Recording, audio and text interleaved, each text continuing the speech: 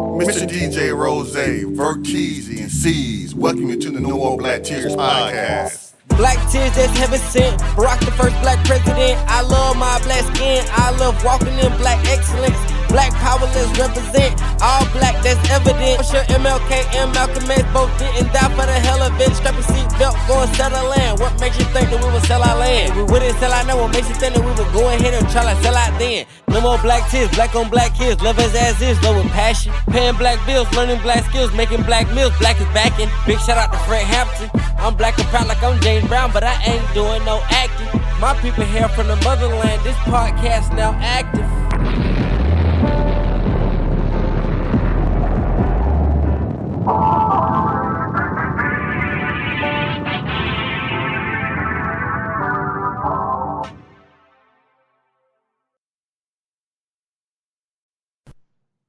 No More Black Tears podcast. We back in the building.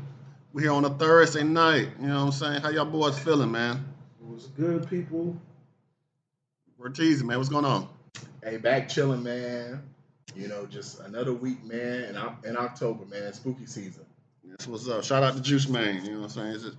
It's his birthday tomorrow. You know what I'm saying? Shout out to him. Birthday, Juice Man. So, man, we do it for our people, man. What's going on? Yeah, so Smackwater was on the podcast, and he was talking about, you know, how white people be brainwashing black people into believing in black fatigue and that black people have a victim mentality. And he was spitting some real shit, you know, because he said that if we've been oppressed for hundreds of years and we've been victimized, that we should have a victim mentality and think about all the black trauma that we've dealt with. C's, what's your thoughts on what Smackwater was saying in terms of black fatigue and black trauma, especially with black fatigue, because that's became a big, you know, phrase online the last couple of years. So I'm keep it quick before I go off onto get on my soapbox and go to a real big thing. But aren't you tired? Like when you hear people tell you got to explain to other races or other people why this is an issue for black people. I'm kind of in the boat of like a lot of people are like, it's not my fucking job to explain to you what the fucking issue is. I'm here to tell my people, and we're gonna work and fix our own shit. We don't need you. Like you don't need to know. Just like you got your own issues and shit going on in your community. It's not my job to teach you this. I can teach you history, but it's not my job to explain and show you. It gets to a point. It's like. You're blue in the face. You just keep fucking talking about the same shit, trying to explain. Oh, racism doesn't exist. Oh, there's no discrimination. Oh, it's like, you know what? Fuck it. You don't see it. I see it. I know what the fuck it is. I know what I'm going to do to fix it. I'm not explaining shit to you anymore. So I get it. It's the victim mindset. People can say, oh, it's a victim mindset. You got to look back to history so you can go forward, so you can fix the issue. That's the way it is. You can't just... You can look, you can say, oh, where are we going to go now? Look back so the shit doesn't happen again and then go forward. It does get exhausting with all this shit, whether it's the diaspora wars, there's so much shit to split us up. So we're just wasting energy explaining to people who don't give a single fuck about what the hell we're saying. So it's like, oh, well, now you see on the line, they're like, oh, now I see what black people were talking about all these years. It's like, yeah, fucking like, yeah, about 10, 15 years too fucking late.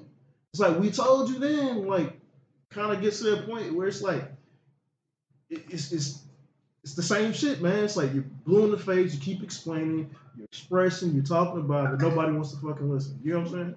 That's kind of how I feel about it. Yeah, I'm not even gonna lie to you. I like how you define black fatigue in your own way. Because the way that I see it used online, it's a lot of white people and non-African Americans or non-black people that say black fatigue, and the way they're using it, saying they're just tired of seeing black people complain from their perspective, and I hate seeing that online because it's not black people complaining, it's black people trying to tell you what's going on in the real world. It's black people trying to tell you the things we deal with on a day-to-day basis and a week-to-week basis. You know, it's something as simple as you look at Kamala Harris, who is the most decorated person that we ever had run for president when you look at her resume and the fact that she lost to someone like Trump. Or we talked about on Week in Sports this past week about the Kyron Lacy situation. to the point where you got witnesses basically saying that he caused the wreck that he was nowhere near, and the police officers basically set it up for him to basically take the fall. And then even, the other day, they came out and said, oh, we never said he was involved in the wreck. We just were saying he was responsible because of the way he was driving previously, which is what, Rose was kind of mentioning off of the pod when we was all talking. So I think black fatigue is a real thing in the sense of, I agree with you, C's. I'm tired of motherfuckers not listening. I'm tired of motherfuckers, needing us to explain and not want to listen. But as far as the victim mentality, man, if you get a person and you just beat them down since they was like 2 years old and they become 20 years old, they're going to have a mentality that they're a victim. They're going to have a mentality that they feel helpless. I remember learning that a lot of times with circus elephants back in the day, they used to get the elephants when they was babies, tie them to a thing, and they wasn't strong enough to break the link, to the point where by the time they became a full-grown elephant, they would not increase the chain. They would not reinforce it. It'll be the same chain. But because they've been trying to break this chain for so many years, guess what? They've kind of gotten to the point where they feel like, I'm not even going to try no more because I've been trying for so long and I can't do it. They don't even realize that they're in a position now that they're stronger. And you have a lot of black people like that today who don't even realize we're not in the position we were 50 years ago, 40 years ago, 200 years ago, 100 years ago. We're more educated than we were before. We have more resources to our disposal. But you do get a lot of black people that just feel like no matter what I try to do, there's this imaginary system that's always there to kind of hold me back. There's always some hoops and ladders for us to kind of jump through and, kind of been over for. So I definitely feel like, that's something in the black community that we deal with all the time. And we definitely need to kind of get to a point where we come together and overcome that.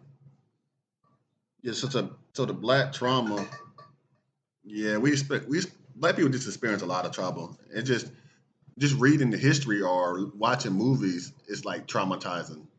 Like watching some of the history and just learning about the history is traumatizing. Just listening to it or watching it or learning about it, like, oh, I can't believe that people had to go through that. And I think that's still traumatizing to this day. So I don't think that probably would ever go away. You know what I'm saying? Unless we get them 4 acres in a mule or 8. How many acres they promised us? Yeah, 40 acres in a mule. Yeah, 40 acres in a mule. Unless we get that, and we don't need a mule no more. We need a mill. So unless we get that, we go always be going through some trauma, and the fatigue. It's like black fatigue. So people are tired of history, basically. I don't know what to say to that. You know what I'm saying? It was written. I like how you phrase that because, like you said, yeah, man, that's why you see them trying to ban certain books in a lot of these school systems because they don't want to be taught the history of how they oppressed us for so long. And I feel like, and I've said this phrase before, but a lot of times people get to the point where they do the work of their oppressors for them. And even today in 2025, we have so many coons from Jesse Williams to Candace Owens to the Supreme Court Justice Clarence Thomas that are doing the work of white people for them, where white people don't have to say certain shit no more. You get on TikTok, and I'm on the part of TikTok where I see a lot of the political talk, and I see someone like Jeff Meads saying, I'm just so sick of black people, and black people always playing the victims. And for full disclosure, Jeff Meads is a black man now.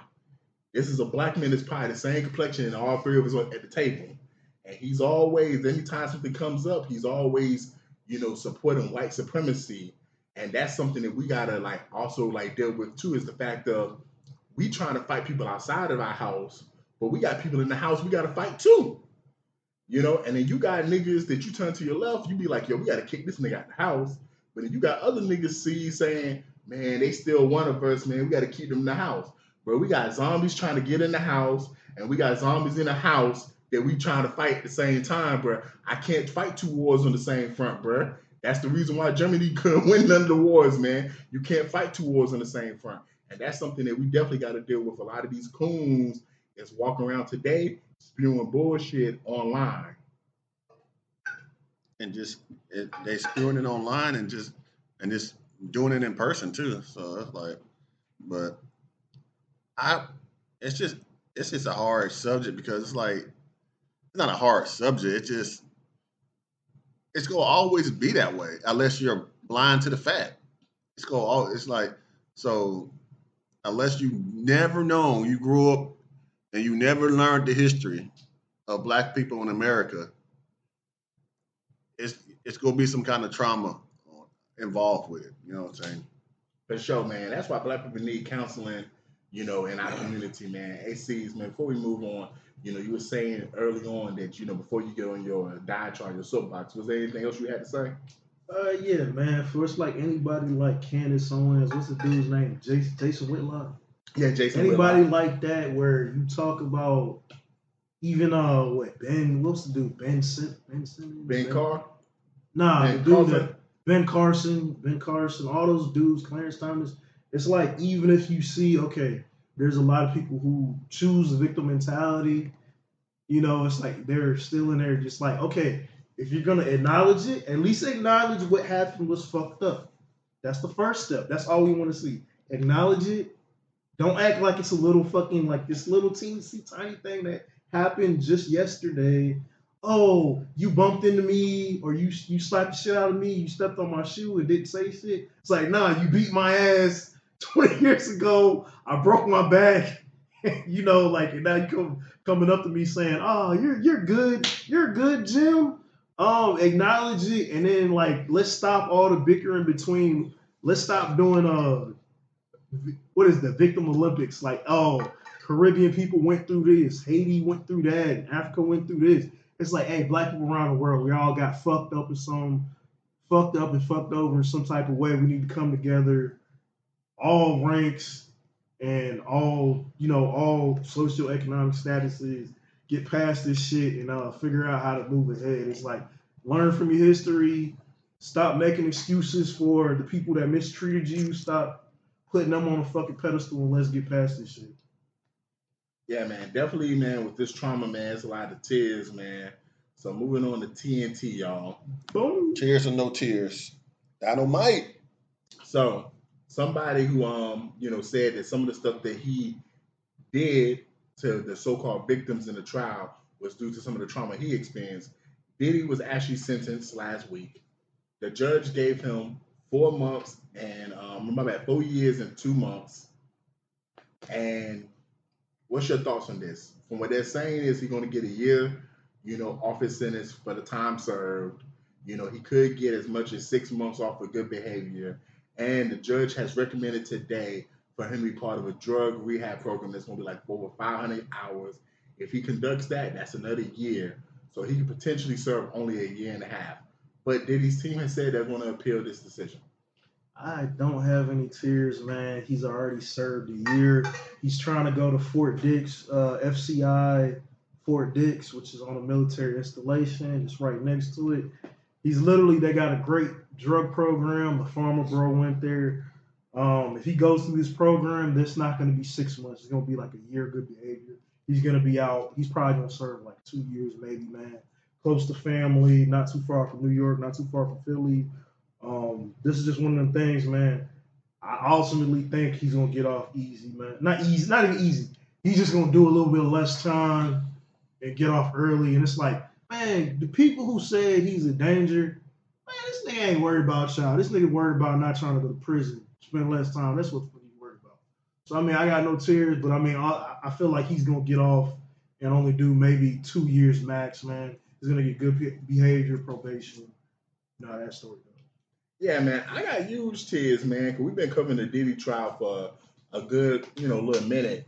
And I just feel like Diddy provided these motherfuckers alcohol, provided them drugs, paid them, and provided them plenty of baby oil so they could do what they had to do easily. And these motherfuckers turned on him, dog. Like for Cassidy to write a letter saying, I fear for my life with this nigga, and this nigga just gave you $20 million, and the hotel gave you $10 million, and you made $30 million for some shit you wanted to participate in. Like, yeah, this is crazy, man. Like, to be honest, This nigga is doing time in prison for tricking. And it wasn't even like he was tricking for himself, like paying for pussy. This nigga was paying for dick for his hoe. Like, man, that's just crazy work, man. That's just crazy work, man, how they did this to Diddy. I feel like the judge should have gave the nigga time served and maybe like 2 to 5 years probation, man, and let that man go home with his family and shit, man. Like, that's just personally me, man. I don't feel like Diddy did nothing wrong. Diddy did what all these rich motherfuckers do, man. But I just want to know this. Are we going to see some of these white people that be doing the same shit Diddy doing? Are we finna see them get called to the carpet? And the answer is no. I thought the answer is actually yes. They just do that shit at the country club prison. Yeah, I got tears too. I got big tears too, because, man, first of all, man, free Diddy. You know what I'm saying? Free Diddy. Because he got sentenced to 50 months, which is crazy. But the judge sentenced him to 50 months because 50 Cent wrote a letter to the judge because 50 Cent was mad that Ciroc is way better than the effing vodka. And he didn't want him coming out sipping on that puffy juice and slutting out his baby mama again. So he literally wrote a letter to the judge saying how much he's a bad person because his alcohol was better than yours. Man, 50, man, you hoe. For sure, man. And shout out to Diddy, man. We drinking on that Ciroc, man. Just for you, Diddy, man. Yes. Hey, man. Moving on to a different judge for, in a different situation. So Judge Goldstein out of South Carolina, her house was part of a big fire. They don't really know the details of it. From what they're saying, there was an explosion right outside the house that caused the house to catch on fire. There is speculation that this could be retaliation from the Trump administration because back in September, she ruled against the Trump administration, something about them turning over voter data in South Carolina. Yeah, I got huge tears because, man, we've seen a lot of crazy things over the last, 12 years with this administration and these Trump followers, man. Like, we've seen them storm the Capitol. We've seen them try to overturn an election. We've seen them just, punch motherfuckers and riot and stuff. Like, I'm going to be honest, I would not be surprised if some Trump supporters or people that are, Trump believers, because that's how fanatic they are, did some shit like this. Because we saw some shit where somebody took a hammer and hit Nancy Pelosi's husband in the back of the hand and broke in their house. And these are crazy times, man. These are crazy times, especially for a lot of people that are in political power. Yeah, I got tears, man. It's a weird situation. It's ironic because it's an isolated place, a distal island. It's not like they literally said the firefighters had to come with kayaks, so they weren't able to just drive out there. They had to get helicopters and kayaks. So, thankfully her grandson and husband, who actually was a lawmaker too. So, maybe somebody had a grudge with him. They had to jump out a window and actually broke limbs surviving that. But, everybody survived. It's just weird. One of them things we're not going to know for another couple of months with the forensics and all that other shit. So, tears for that. Yeah, I ain't got no tears, man, because she's just gonna. I know she had insurance, so she gonna get a brand new home, a bigger and better. You know what I'm saying? She survived, her family survived. They gonna be all right. They gonna be living even better, bigger and better. Very true, man. Speaking of bigger and better, the technology nowadays have gotten just bigger and better to the point where you don't know what's real and what's fake. It's almost like we live in the Matrix. We've had so many AI videos the last week and a half, from Dr. King cutting wrestling promos in the ring to Tupac joining the NWO to I saw one video of Dr. King and Malcolm X eating ribs together and having a rap battle. Rose sent us something that a singer named Xenia Monat signed a multi-million-dollar contract, and she's an AI singer. Yo, C's, what's your thoughts on how AI is changing the game?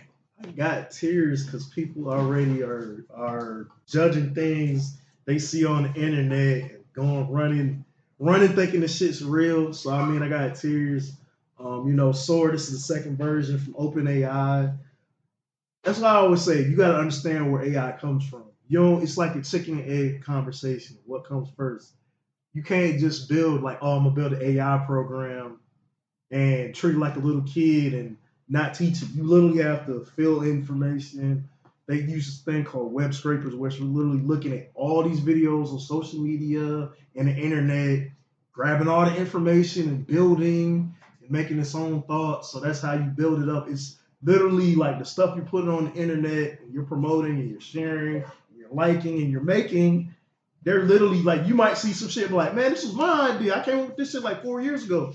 And you see an AI video literally remake your same fucking idea. So I got tears for the people who aren't here anymore that they're making videos of, like Martin Luther King, Tupac. When did Robin Williams might have met Tupac, but I haven't seen any footage. So that video was weird.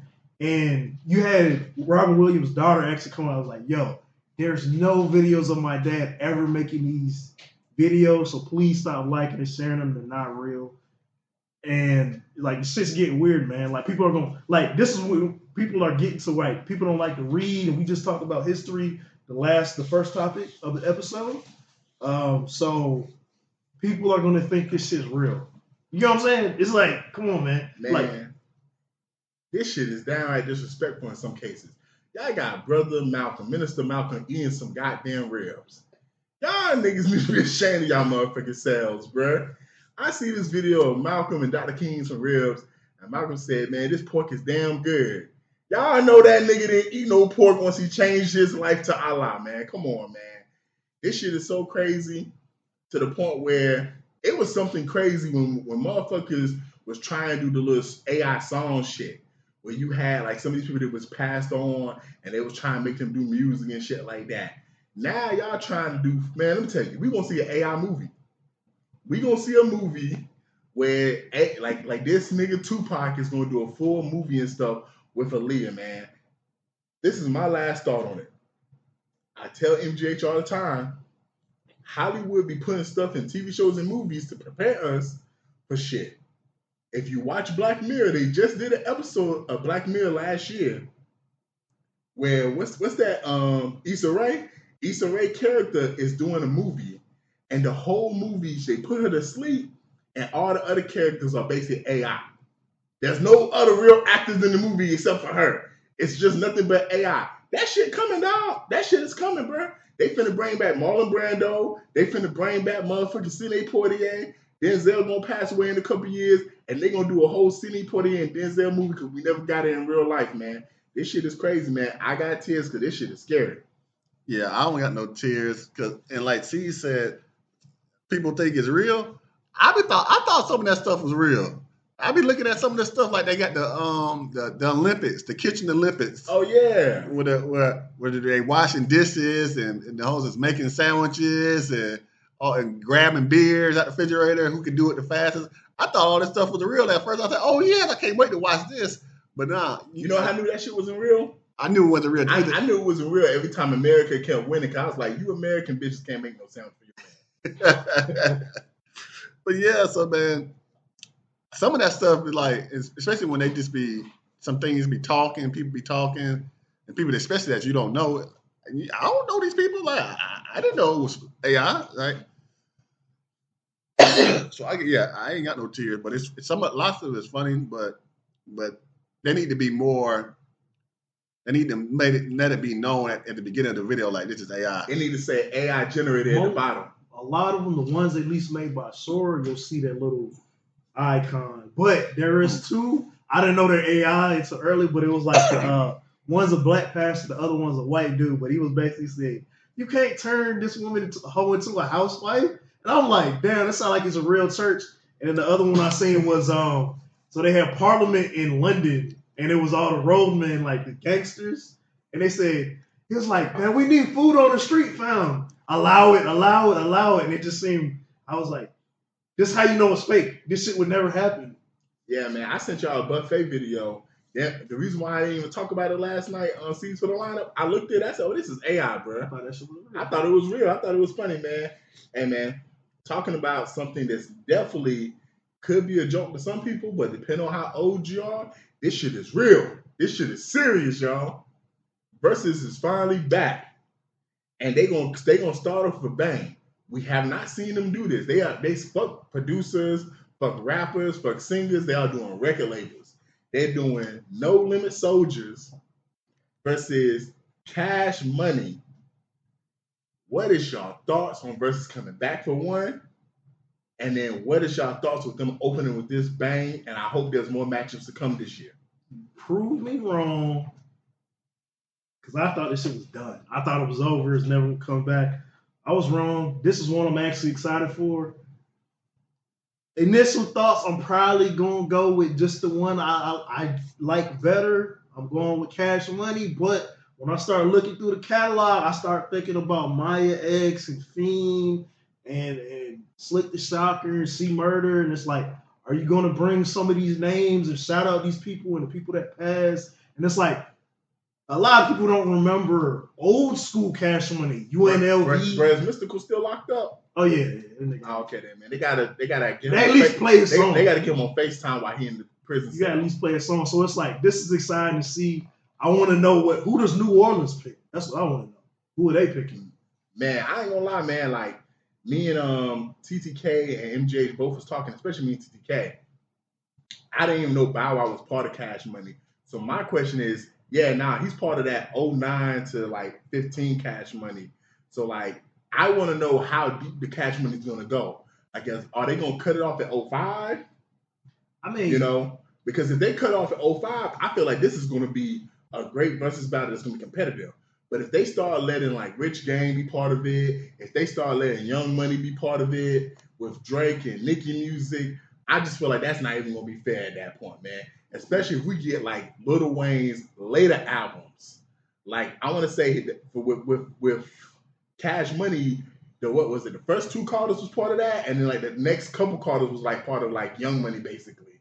So if we can get basically just BG, Juvenile, Early Wayne, Hot Boys, Cash Money Millionaires. Cash Money Millionaires, cool. But if they start playing Bow Wow music, I don't think if they start playing DJ Khaled music, if they start playing Nicki and Drake music, see now we doing too much because you named some killer names for goddamn No Limit. Like you got Snoop Dogg. You ain't even named Snoop Dogg. Snoop Dogg second best album in my opinion is with goddamn No Limit, man. The game is to be sold, not told.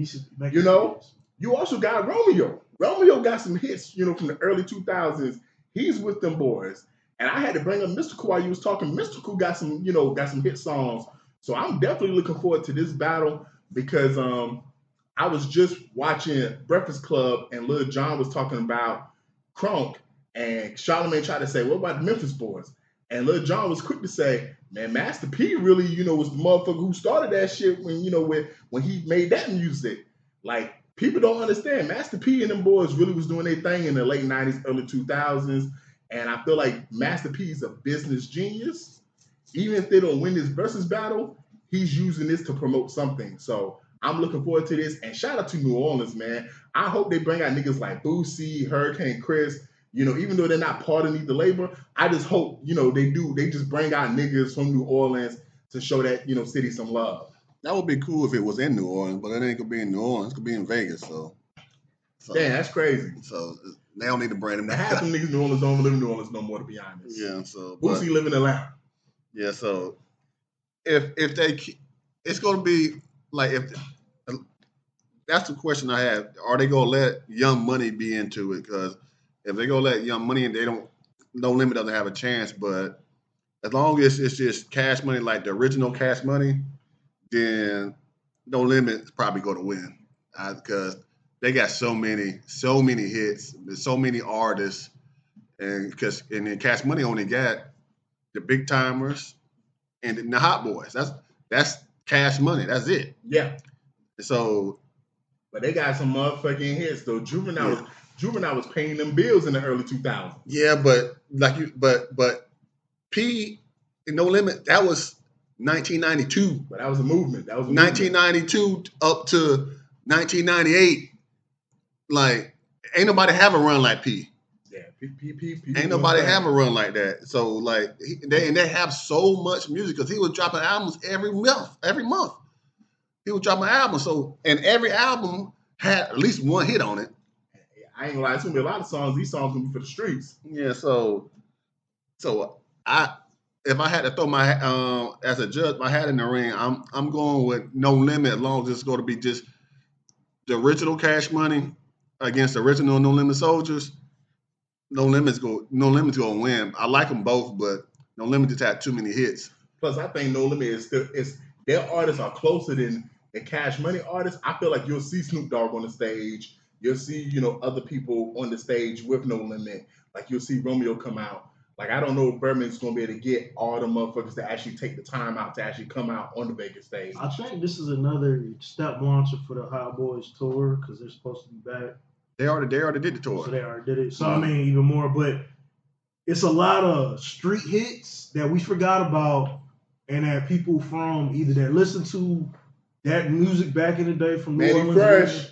Manny Fresh, and like when I say like UNLV, Maya X, Fiend, a lot of people don't remember. Mercedes. Mercedes, that's another one. Currency, early Currency grew up with Wayne. I mean, it's a lot of names, man. Soulja Slim. Soulja Slim, that's another Forgot one. about Soulja Slim. That's a good one. And then it's like, remember when BG and Juvenile started their own labels? Are we gonna see a Skip, a Wacko? Are we gonna see a all these other breakups? No, you ain't gonna see all that because if they keep it to the way it normally is, it's only 20 to 25 songs. Yeah. And to Rose's point, man, I just want to see Keep it classy. the main No Limit shit, and I want to see the main Cash Money shit. I don't want to see all this extra shit, man. Let's have the actual battle between these motherfuckers. But there's a lot of respect between all these artists, so it's gonna be dope. But more importantly, man, aren't y'all just happy Versus is back, man? Like there's so many matches we're gonna get, man, after this one. And they started off with a bang, man. So talking about doing something with a bang. A woman bought a car in Texas, lost her apartment, decided to move back home to Arkansas, and basically was told by the person she bought the car from, hey, I got a tracker. I see you in Arkansas. The car needs to be in Texas. Even though you've been making your payments, I'm going to have to repossess the car from you because you need to actually be living in Texas in case you default on your payments, and I got to be able to take the car. She said, well, I'm in Arkansas right now. He said, I can send someone to come get it for you right now. She decided to run the gas out the car. She decided to put bleach, Dawn soap, Coke in the gas tank, and then in the oil cap, she decided to fill it with milk. Man, I got tears of laughter because, man, you hoes is so dumb. Y'all would film yourselves committing crimes. Like this is what you supposed to do. Do all that shit, and then basically make it seem like one of your ex or baby daddies did that shit to your car, and you was like, yeah, I was asleep. I didn't know he did all this, because they can't prove you did it. But now they can prove you did it because you filmed it, and you're talking shit about the nigga saying story time. It's like, come on, man. I understand, and me and C's talked about last night, I understand your frustration, because I didn't know that this was a rule with some certain dealerships that if you're not in the state, that they can basically make you bring the car back, even if you're making the payment. So I understand the frustration, but at the end of the day, man, come on, bro. You can't do this shit and think you're going to get away with it. Yeah, I ain't got no tears for this hoe either. I don't know what's wrong with her. Like, you really did mess up the car. And then what if the dude changed his mind and said, nah, since you've been making your payments, man, you can keep it. I ain't gonna come and get it. I changed my mind. Shit fucked up now. And now what you gonna do, ho? Hoes are slow, man. Hoes are slow. I got no tears, man. It's just one of those things. You got to be careful where you buy cars from, man. When you see that nice car, that Impala or that Charger on the side of a road that ain't no main dealer, you got to be careful because they got certain laws, man. It's called a buy here, pay here dealer. Mostly local dealers. There's a lot of them in every state, every city, but you got to check that shit. The only way she fucked up was she recorded herself. We tell you, you're going to do something, don't record yourself doing it. But also, it's like to the fact, it's like, nigga, I moved. I'm not late on payments. I'm not defaulted. Fuck it, man. Like, I should sue you for trying to get the car back. But, your dumbass is going to jail. You're going to need a lawyer for another reason. No tears, man. Yeah, I don't know what's wrong with these hoes. What's wrong with these hoes, y'all? What's wrong with them? So, This man was basically saying, like, a lot of you women, y'all think because y'all don't have a lot of bodies, y'all think because y'all don't have hoes, that makes you automatically wifey material. But a lot of y'all just aren't good people. Like, a lot of men would rather be with a hoe that's a good person than a woman that has a low body count and is a terrible person.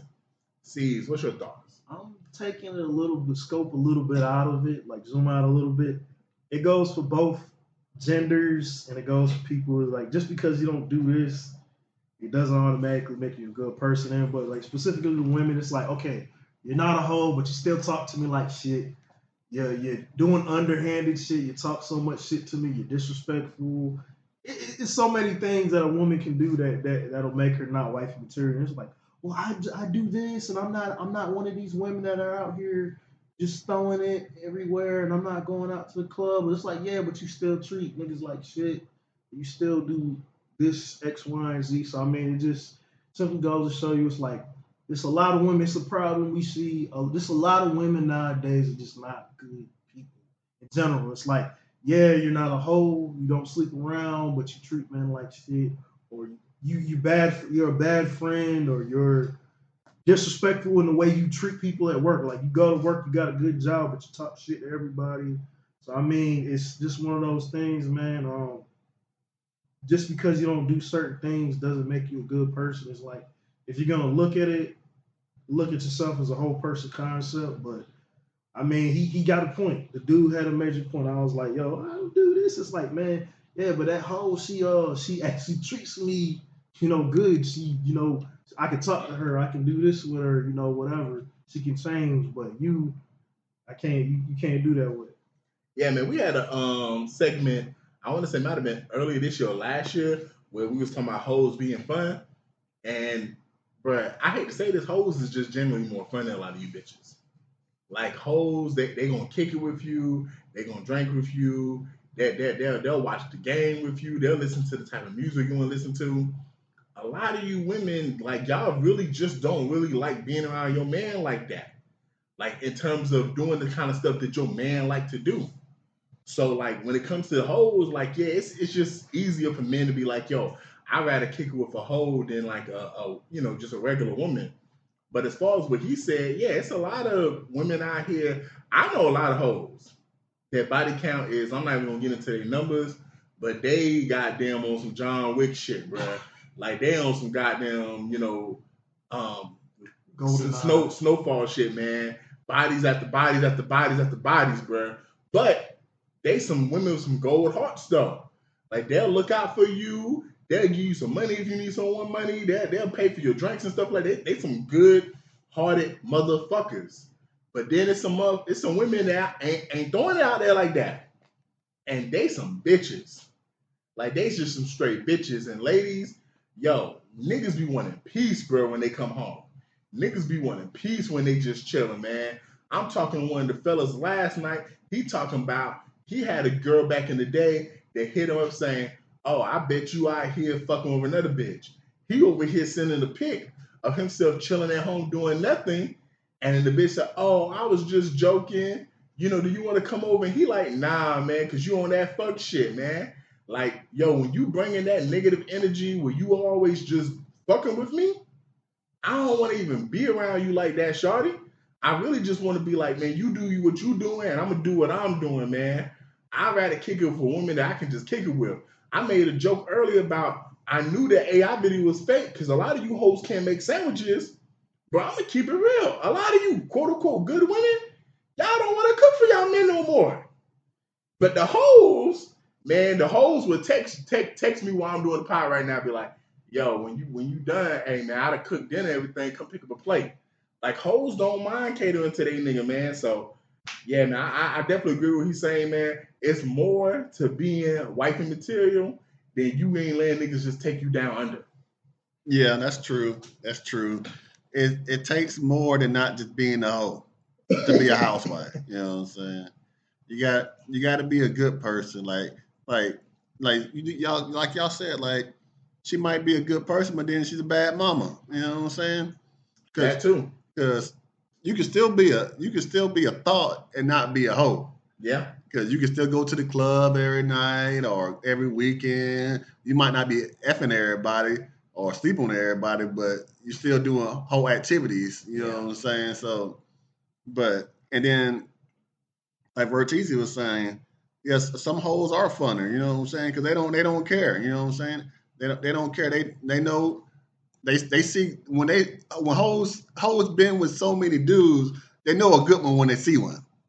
It's preach. So that's why hoes do nice things to niggas that are good. You know what I'm saying? Preach. So because they done been with so many of them, they know when they see a diamond in the rough or they see a real one, they know it and they try to put their claws in it and try to hang on to it. Preach. You know I said this to the crew before, like MGH and D Will. The problem with some of these quote unquote good women is they've never dealt with fuck niggas. When a bitch has dealt with enough fuck niggas, when she meets certain niggas, she be like, oh, this nigga different. Mm-hmm. It's like it could be all for just one experience, not even experience, but like one meeting, and it's like some hoes just don't want to leave you alone. You know what I'm saying? But exactly, you be like, man, I just want to fuck like the rest of the niggas. Yeah. But you want to have a whole relationship with me. Yeah. They want to look at you and say, you different, Rose. Nah, I'm just saying like these other niggas. I just want to fuck too. Nah, you different. I got a good. Hey, they be like that bitch in Minister Cider or drinking juice. I got a good feeling about you, Ashtray. Yeah. So that's so funny because that's what they do. That you're like. I see all those videos like, nah, don't try to wipe me up. Nah, no, I don't want to be there. I'm just here to get down too. What happened with the buddy from yesterday? Oh, he like you. But I'm just like him. Yeah, I'm just like him. I'm worse than him. I'm niggas. Yeah. But yeah, so but good women, but then also like you know that old saying a freak in the sheets, but a lady in the streets. You know what I'm saying? So sometimes you ladies, you gotta do some freaky stuff. You gotta bring that hoe out of you. You know what I'm saying? Sometimes you don't, but you gotta be a hoe just for that one person. You can't be a hoe for the bros. You gotta be a hoe for me. Yeah. So you know what I'm saying? So don't be a hoe for the bros. You know, and don't be a pro either, man. But be a hoe when I say go. That's right. So it's like, I don't know, man. But he had a good point, though, man. He had a good point. I'm gonna give him his props on that. He had a good point. Hey, ladies, I hope y'all was taking notes while we was talking, man. We trying to help y'all get some rings on y'all fingers, man, because a lot of y'all ain't got married and y'all approaching 30 or y'all already in your 30s. So be a good person too. Don't just keep your legs crossed. On to the final topic of the night. Killer Mike was on the Shay Shay Club. And, you know, hey, Killer Mike always dropping jewels. But there was one segment where, you know, Shay Shay said, hey, what's 10 things you would do if you was president? And Killer Mike listed them and explained why he would do these things. We're not going to give you 10 things, folks. We're only going to give you 5. So we're going to give you a total of 15 things we would do. Some of the things might cross each other, but we're going to give you 15 things that we would do if we became president tomorrow. If we was in a situation where we had control of the House, the Senate, and everything, we could just get what we wanted passed. C's, what's the 5 things you would do, and why would you do those 5 things? I would curb or lower the deficit. It's only been a couple of years since we've been this bad. It's always the president kicks it down the curb. They always do something drastic, like going from the gold standard, going to back currency from the gold standard to something else, fiat money and all this other shit. So I would curb that, man. At least get a handle on it. I would make the dollar the top. When we used to say the phrase top dollar, the dollar would still be top dollar. Second thing I do, I make some new monopoly laws for the 21st century. These companies have gotten even bigger and worse than they were before. So we can talk about Standard Oil and AT&T, Montbell, and all these other companies. I would curb some of the monopolies. They will hate me for it, bankers, but something I got to do. Number 3, education and innovation. Like that was our money makers. we had smart people with the right education doing the right things. Still our intellectual property. Like we hold all the patents, all this new shit that people are making in all these other countries, we had a hand in inventing, or we had a big part of developing and took it even further. So I mean, it was a big thing with the Soviet Union and a bunch of other countries, but bring back American innovation, man. Like that's manufacturing, chip manufacturers, all this shit. Like you got to hear America first. That's really what we mean, America first. Number 4, man, no more profits for prisons, man. You're not making money off of prisons anymore. That's one of the biggest drivers for sentencing. And number 5, man, I'm gonna stop giving away a lot of this money to these non-government organizations and these other organizations like the World Economic Fund, the International Bank, the World Bank, Devos, and then especially they probably JFK me for this shit, but I stopped giving money to APAC, number 1. So I stopped supporting certain country in the Middle East.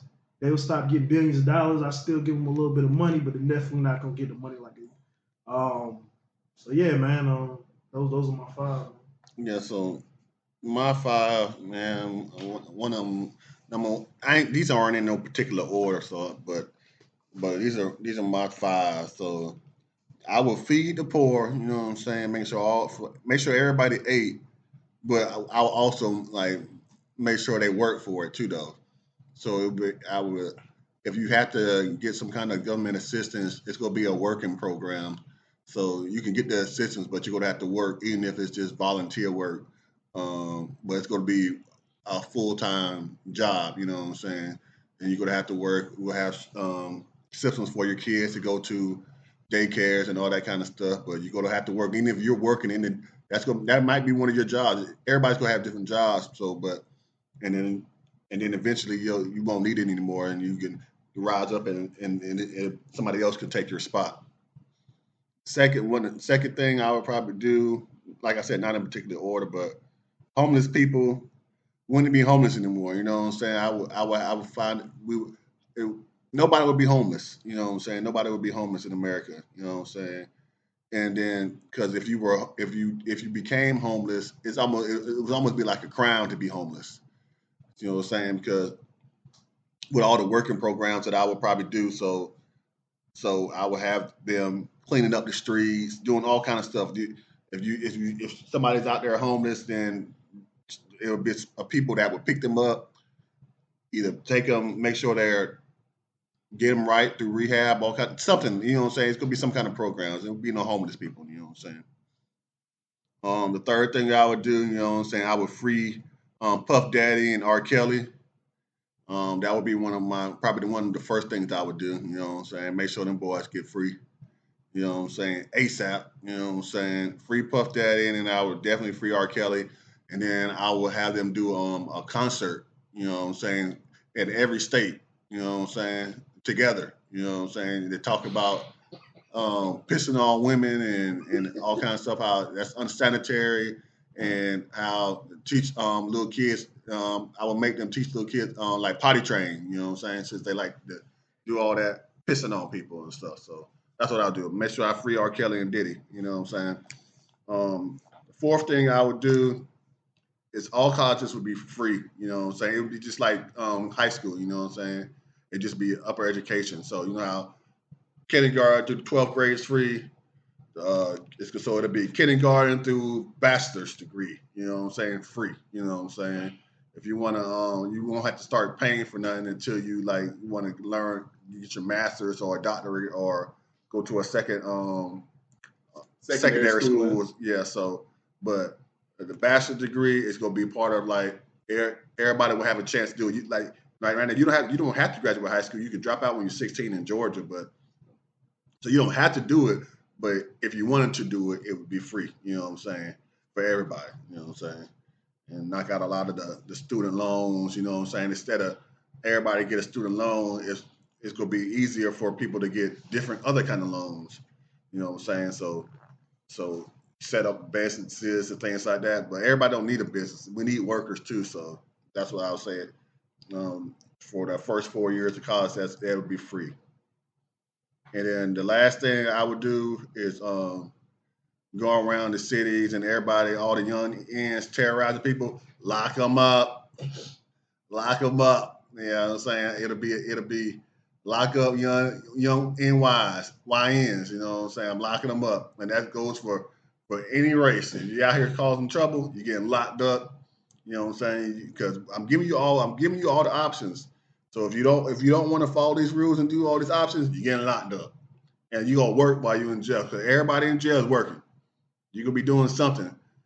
Everybody doing something. Everybody working. Everybody. Ain't nobody getting a free shot. You know what I'm saying? Everybody working. Ortiz? Yeah, those are some really good picks, man. So I got my 5, and I got basically how I would do my 5. So reparations would be the first thing I would do. You know, it's time. It's time that Black people got reparations.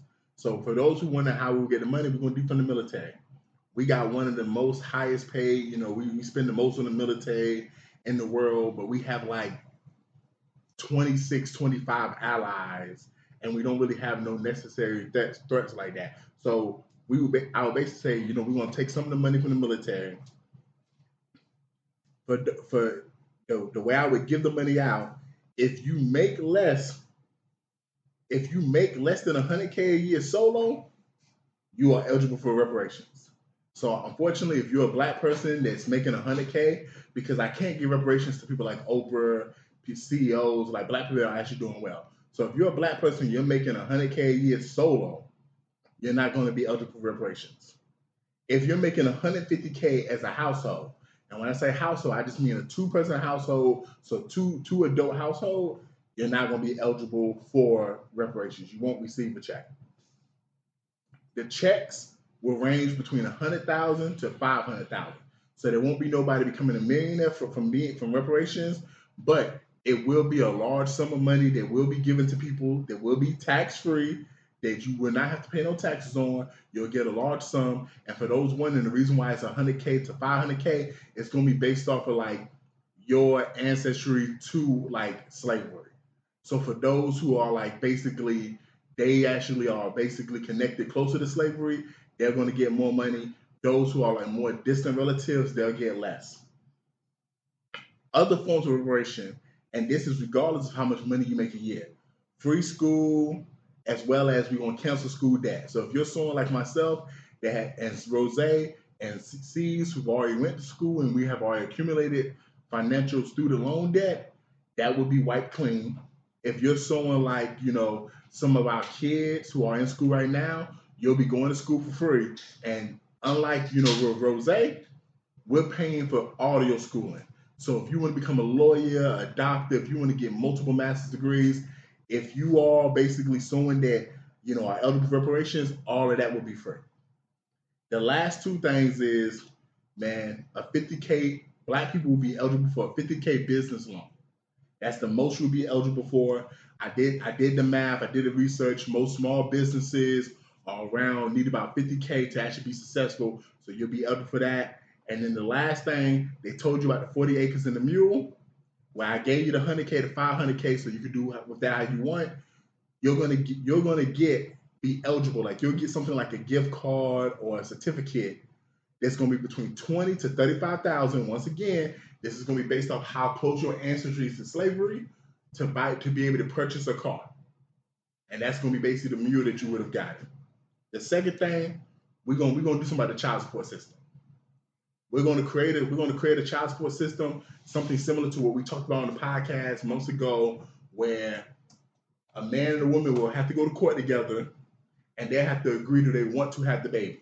If they want to have the baby, then hey, boom, they have the baby. If things turn left, then the man has to have child support. But if the man tells you in court in front of the judge, I don't want to have this baby, ladies, you cannot then ask for him to pay child support. He can actually have a financial abortion where he basically says he doesn't want no rights to the kids and he's not responsible.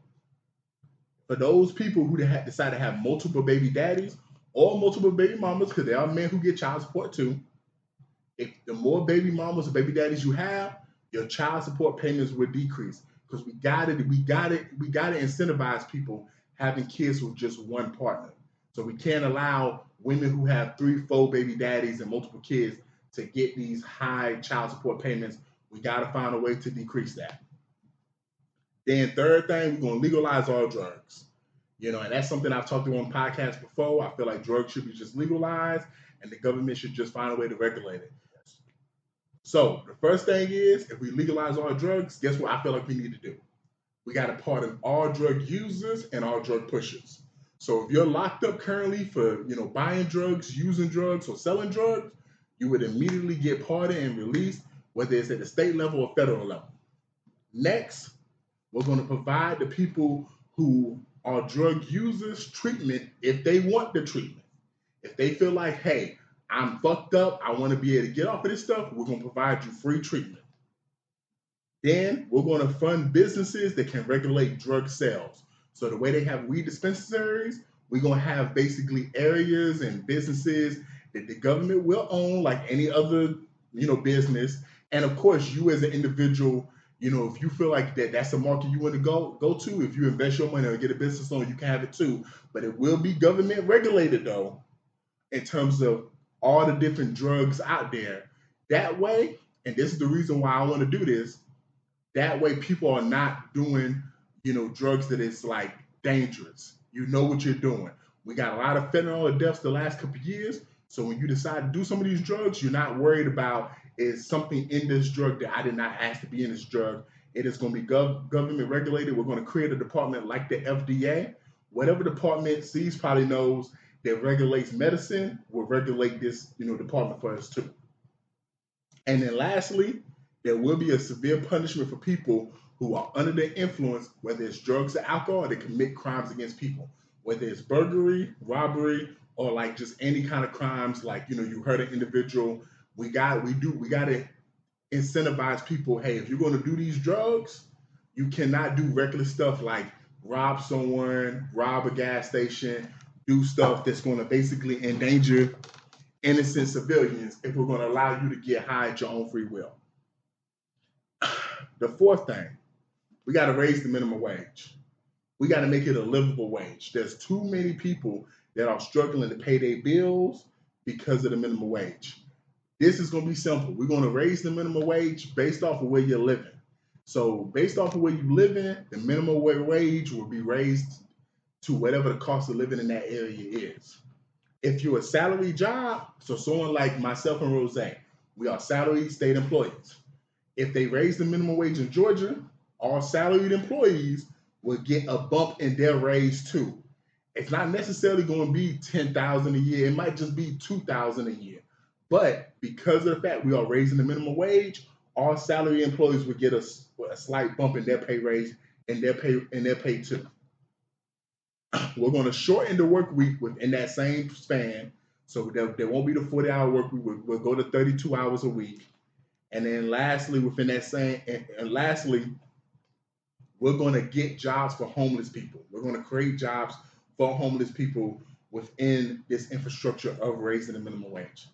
And then the last thing, picking up with the homeless people, we got to find a way to end homelessness. Rose touched on it earlier.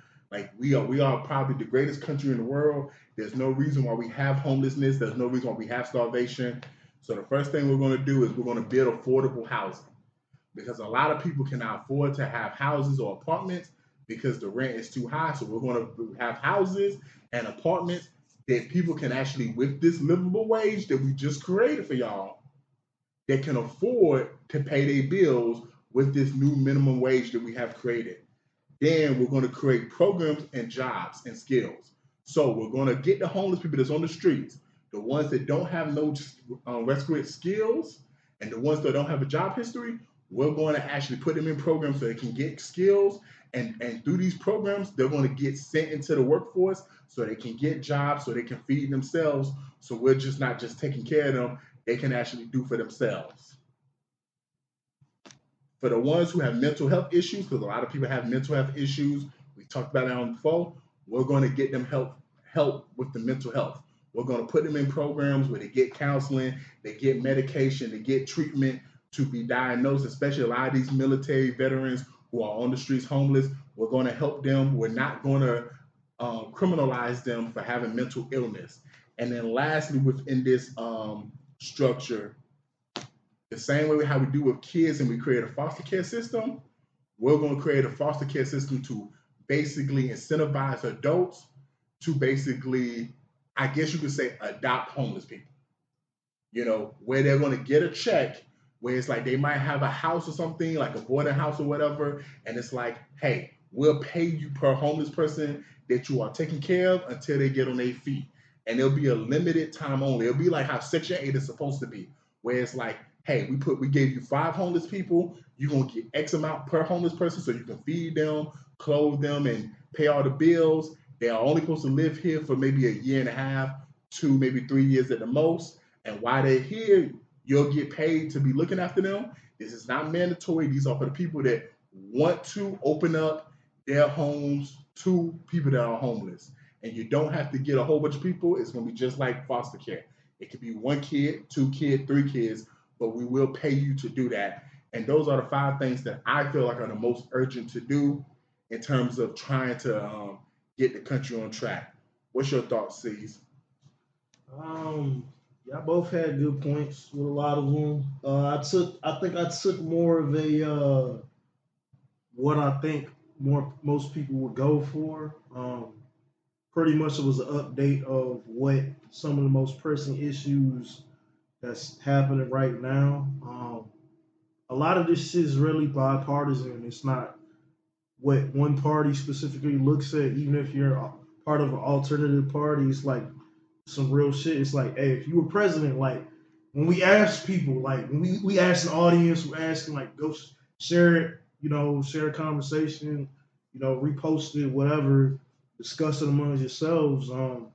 Be for real. What would you do if you was president? What are the 5 things you would actually do? Like realistically, not know, oh, I would do this. I would make beer free beer day or some bullshit. Like do some actual real shit. So I mean, these are real issues that affect our lives, affect the world, affects every day, man. So I mean, if we really think about it, that's something to consider, man. Yeah, man. Me too. I kind of looked at the stuff that like, hey, what's the things that if we change it today, like I snap my fingers and we change it today, that's going to be the most beneficial to our society and the country? Because I'm not going to lie, for my honorable mentions, because I was really tempted, we talked about mass shooting so much, I wanted to do some type of gun reform.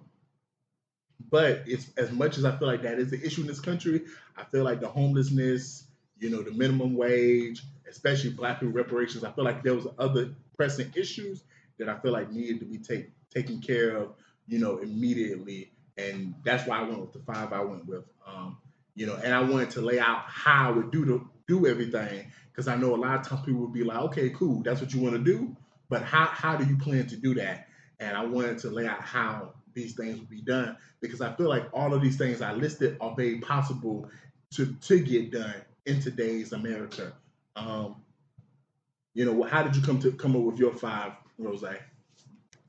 I was just thinking about stuff in our city that we see here, and I just thought about what things, because I know if it's in our city, it's in other cities too, and just stuff that I see on traveling and just riding around and just being a person. That's how I came up with the things that I picked. You know what I'm saying? Stuff that can be easily done if they wanted to. Like a lot of stuff that all y'all said is easily could be done. It's the fact that does anybody have the balls to do it? Yeah, do they have the balls to do it, and are they willing to do it, man? Final thoughts, everyone. Last week I just got done with a golf program. One of my classmates had a real great point.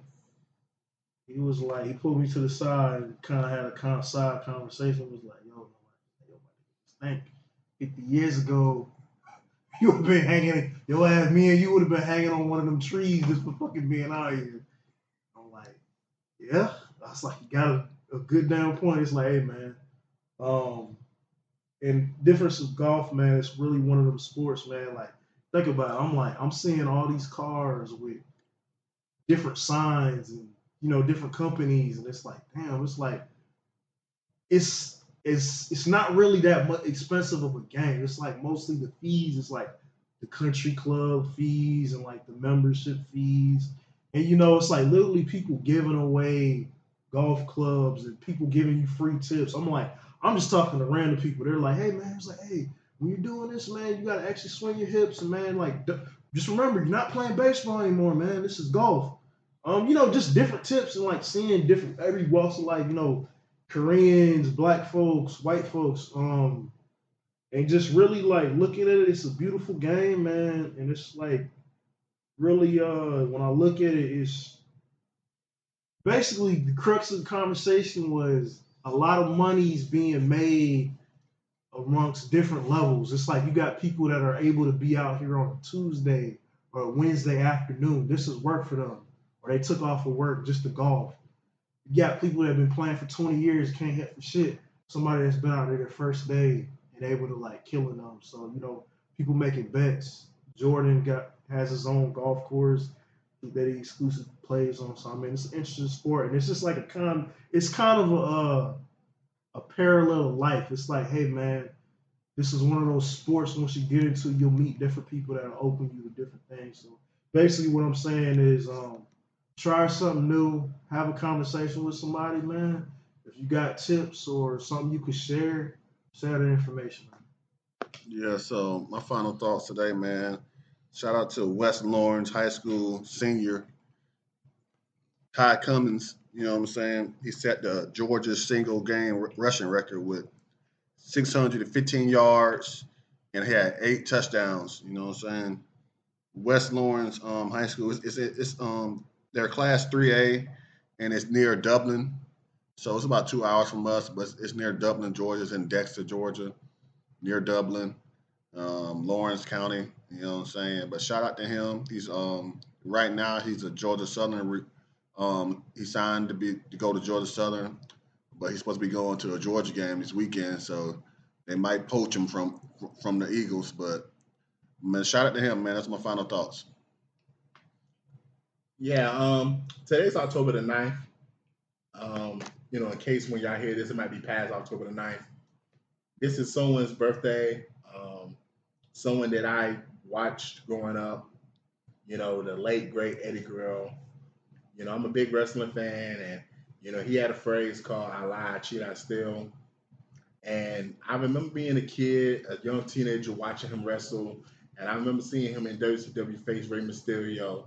For those who know him, a great mass wrestler, and they put on great matches. I remember when he came to Dirty F at the time, which is Dirty E now, he came with Chris Benoit, Perry Saturn, Dean Malenko, and they was like the acolytes. And that was like kind of crazy because they all came from WCW. He became very popular with his on-screen relationship with another deceased wrestler by the name of Chyna, and that was just always interesting to see their relationship. And that's when the character called Latino Heat really was formed, because he was just such a ladies' man. And then he went to SmackDown, which had always been my favorite program in Dirty E. And he had a rivalry with someone that's actually going to retire at the end of this year named John Cena over the United States title. And I remember that rivalry made John Cena kind of more relevant, kind of made you think, oh, and this dude is actually legit. And then he had another rivalry. He renewed his rivalry with Rey Mysterio over the custody of another wrestler currently named Dominic Mysterio, Rey Mysterio, real life son. And the rivalry was basically saying that in the character, Eddie Guerrero had actually fathered Dominic Mysterio. And I remember as a kid that being such an amazing storyline. And then Eddie Guerrero had always been one of those wrestlers that even though you loved him and you was a fan of him, you never thought he would be the world champion of the company. And I just remember being a teenager watching him beat Brock Lesnar in No Way Out, who Brock Lesnar was just seen like this unbeatable force. And to see Goldberg spear Brock Lesnar and Eddie Guerrero reverse the F5 to a DDT onto the WWE Championship and get on the turnbuckle and hit the frog splash, which was always one of my favorite finishing moves as a child, and get the championship and go straight to the crowd with his Hispanic family, his mom, his grandma, and celebrate. That was always a special moment to me that I always thought was amazing. And then a couple months later, he went to WrestleMania and beat Kurt Angle, who's one of my favorite wrestlers. And at the end of the show, him and Chris Benoit, real life friends, are celebrating with the World Championship and WWE Championship. And I always thought that was a great moment in wrestling. And then lastly, you know, he lost the championship to JBL, who ended up having a great historic heel run, which, going back to someone I mentioned earlier, John Cena beat JBL so that he could start his historic reign as champion and become the legend he is today. And a lot of times in wrestling, as you get older, as someone like myself that know behind the scenes, JBL has spoke out and said the company didn't want him to be champion. Eddie went to them and said, it's his time, he can be a great champion. And that's something that a lot of wrestlers said at his passing. He was always very unselfish. And that was always one of my favorite wrestlers growing up. And when I saw it was his birthday today, man, it made me think about him. It made me just think about that 15-year-old kid who used to watch him and just think to himself, Viva La Raza. In the words of Airbnb and Rakim, peace. Yeah, man, y'all can catch us at the next light, man. We in traffic, and I'm back quiet. Mr. DJ Rose, Verzus, and C's, welcome you to the No More Black Tears podcast. Black tears that's heaven sent. Barack the first black president. I love my black skin. I love walking in black excellence. Black power, let's represent. All black, that's evident. I'm sure MLK and Malcolm X both didn't die for the hell of it. Strap your seatbelt, go and settle land. What makes you think that we would sell our land? We wouldn't sell our land. What makes you think that we would go ahead and try to sell out then? No more black tears, black on black kids. Love us as is, love with passion. Paying black bills, learning black skills, making black meals. Black is backing. Big shout out to Fred Hampton. I'm black and proud like I'm James Brown, but I ain't doing no acting. My people here from the motherland. This podcast now active.